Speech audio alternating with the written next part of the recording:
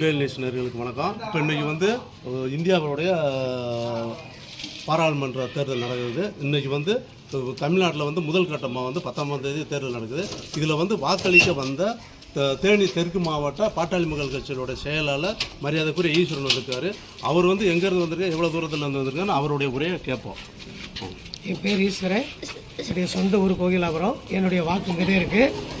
நான் பாட்டாளி மக்கள் கட்சியுடைய தேனி தெற்கு மாவட்ட செயலாளர். நான் குடியிருக்கிறது வந்து காணாவலுக்கு மெடிக்கல் காலேஜ் பகுதியில் இருக்கிறேன்.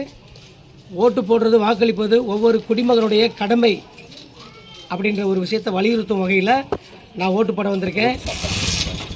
கடந்த காலங்களில் நிலச்சுவான்களும் பெரிய பெரிய வசதி படைத்தவர்களுக்குமாகவே வாக்களிக்கக்கூடிய உரிமை இருந்த காலகட்டங்களில் பலகட்ட போராட்டங்களுக்கு மத்தியில் 18 வயது பூர்த்தியான அனைவரும் வந்து ஓட்டு போடணும் அப்படின்ற மாதிரி பிரிட்டிஷ்காரரை வலியுறுத்தி வாக்குரிமை வாங்கி தந்த டாக்டர் அம்பேத்கருடைய நினைவை அதாவது பிரதிபலிக்கும் வகையில் வாக்கு எல்லாரும் அளிக்கணும் அப்படின்ற அடிப்படையில் நான் வாக்களிக்க வந்திருக்கிறேன்.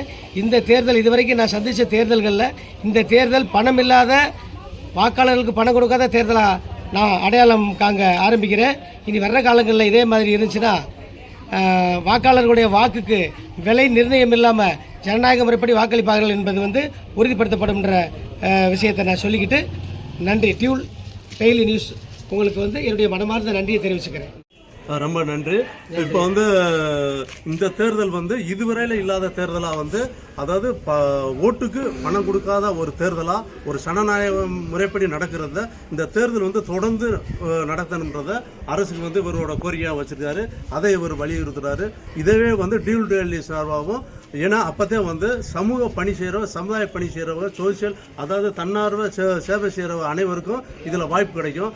இந்த பணம் கொடுக்கறதுனா பணக்காரர் மட்டுமே வந்து தேர்தலில் வந்து நிற்க முடியும்ன்றத அவர் பாட்டாளி மக்களுக்கு சார்பாக வலியுறுத்துறாரு. அவருக்கு டியூல் டெய்லி சார்பாக ரொம்ப நன்றி.